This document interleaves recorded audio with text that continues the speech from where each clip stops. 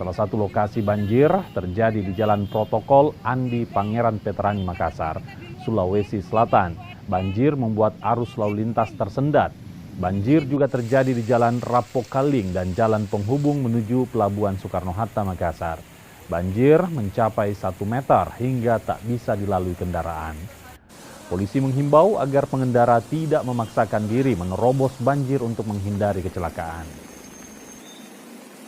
Selamat pagi, kami dari Jajalang Ditlantas Polda Sulsel menginformasikan kepada masyarakat pada hari ini Senin tanggal 13 Februari 2023, tepatnya di sepanjang Jalan Veterani seperti yang kita lihat bersama, ketinggian air mencapai betis orang dewasa. Jadi kami menghimbau kepada seluruh pengguna jalan untuk tidak melakukan aktivitas di luar rumah mengingat cuaca sangat ekstrim. Saya sudah perintahkan kepada seluruh sekolah-sekolah untuk memulangkan anak-anak kita, pulangkan ke rumah masing-masing, memastikan anak-anak kita ada di rumah dan senantiasa dihindari barang-barang besi karena air sekarang sudah kondisi 1 meter hampir di seluruh wilayah Kota Makassar.